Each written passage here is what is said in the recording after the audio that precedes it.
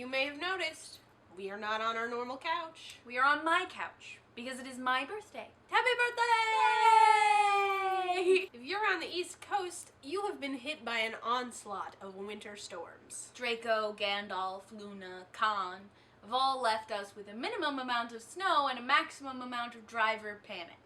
So if you're one of the few lucky enough to get a day off on a snow day, we have everything you'll need to keep your butt in your pajamas and on your sofa. So make some cocoa and snuggle up. You're watching The Couch.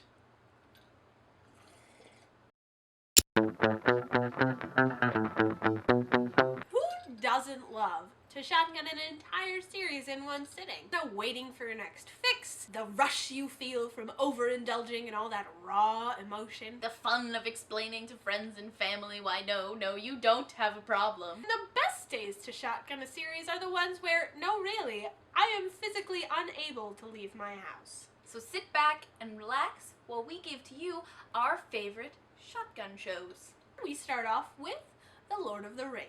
We did say series, not television show, because we wanted to include The Lord of the Rings because it's great for snow days. I think something about the fact that it came out in December just equates The Lord of the Rings with Christmas and January and snow days for me. And it's perfect for when you're stuck at home because that's at least 12 hours of entertainment. Solid 12 hours. For maximum efficiency, try out the extended edition, because that'll get you at least to 14. It's one of those movies that we personally have seen enough times, we could probably reenact the entire thing. Probably. So Definitely. So you can just pop that on and do other things, like napping.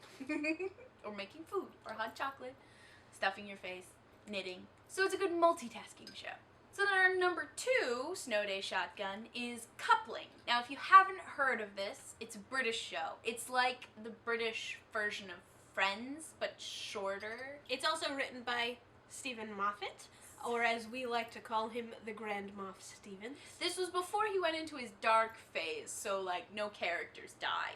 And he doesn't just relentlessly crush your very human soul. It's a zany show. I think we could safely call it zany. Yeah, it's a zany relationship comedy show. So it's good and lighthearted and witty, and it makes you laugh. And it never makes you cry, which is always It's refreshing with Stephen Moffat. Yeah. And our final shotgun show for the night is Firefly. This is a show that was canceled before its time, but for our purposes, it works in its favor because it's shorter. You can watch it in one day. You can watch any one episode. You can skip episodes that you don't like. It's funny and it's serious. It's in so many ways a perfect show. A lot of great names attached to this. Obviously, Joss Whedon's on there, and he's gone on to great things. Nathan Fillion is in there. It's just brilliant. And just the cast on this really meshes. They themselves are really fun to watch. The only downside to watching this show is that you get to the end, and even though there isn't a terrible cliffhanger, you can go on, you can watch the movie, you're not left hanging, but you are left wanting more, and you wonder why did this show get canceled? It's been 10 years since they canceled this. And we will never stop mourning its loss. Never stop mourning its loss. And speaking of Firefly and not enough, in many ways the perfect snow day shotgun is a one-season wonder. When it's finished, it's done. No need to keep investing emotionally. The pain is over. Unless it's one of those shows that was canceled before its time and you're left hanging and just...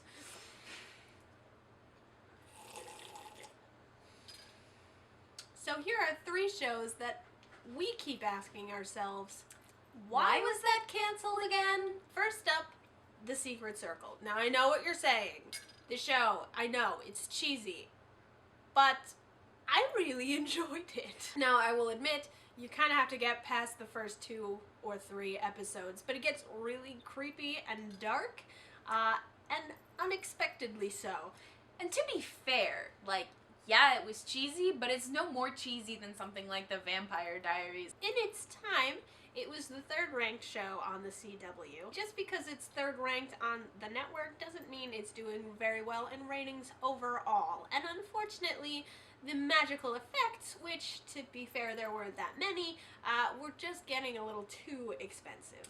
So in this case, it was pretty much budget reasons. Our number 2 is Studio 60 on the Sunset Strip. Now, this one's a little bit harder to understand because it was an Aaron Sorkin show. I think it's the only Aaron Sorkin show that didn't get a second season. It was very highly anticipated, and it was a really well-written show. Like, I still watch the Christmas episode as one of my regular Christmas movies. Like, it's that level of good. It cut a good line between Aaron Sorkin rantiness and, like, genuine humor, because it was really funny. It was kind of highbrow humor. This show was critically acclaimed. A lot of critics loved it, but unfortunately, like most critically acclaimed shows, it didn't do too well with people. And I think because a lot of people saw it as kind of highbrow humor, it also, unfortunately, was airing on the same network in tandem with 30 Rock's first season, and they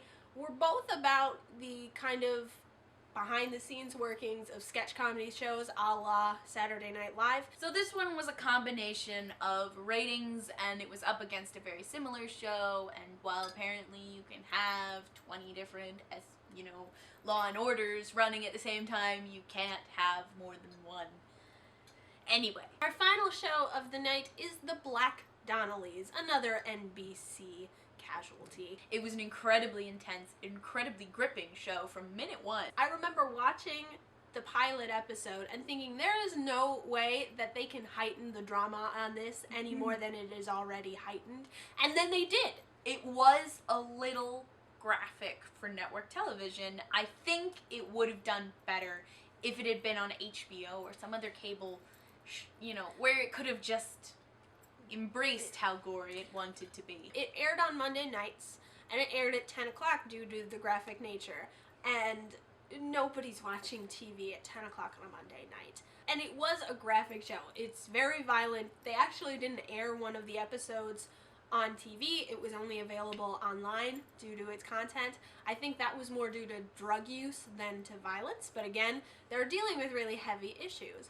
And all of that fed into a ratings problem. It did really well in its first episode, and then viewership dropped off dramatically, and it got canceled. The last 6 episodes, I believe, were only aired online, and that was because ratings had dropped off so much that NBC had already pulled it out of its time slot. But the episodes had already been written and filmed before they knew they were canceled, so I will warn you.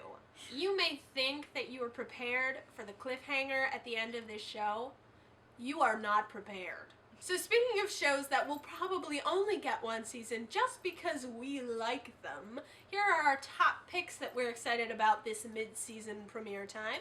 First up is ABC's 0 Hour. It involves antiques and possibly magic and definitely Nazis, and it's all wrapped up in some kind of religious conspiracy.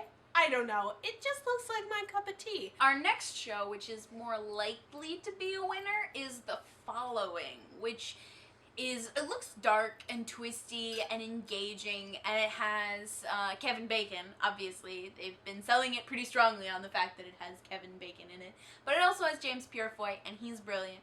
So I'm pretty excited about that. And our final show that we are excited about is one that speaks near and dear to my heart. It's CW's Cult. It's a bunch of faces that you'll find familiar from other CW shows working to solve a crime about fans of a show about a cult, and the show is called Cult, and the show about the show is Cult, and it's just like showception. And finally, in preparation for our Oscars episode, we're going to give you a list of the best pictures nominated this year. First up is Silver Linings Playbook, where Bradley Cooper hates psychiatric medication, and Ernest Hemingway. Les Miserables, where everyone dies. Zero Dark 30, which may or may not be based on actual fact. Lincoln, which makes the Civil War into a boring congressional drama. Argo, where the conflict in the Middle East looks like a fun romp through the desert with Ben Affleck. Django Unchained, which is bound to make you uncomfortable for some reason or other. Amour. It's French. Life of Pi. It's Indian. And finally, Beasts of the Southern Wild, which I hope wins something, just so I get to hear a presenter try to pronounce Quvenzhané Wallis. Quvenzhané. How many different pronunciations of that do you think? We should keep a tally. So that's what we're excited about this week. Tune in next time. And until then, keep watching.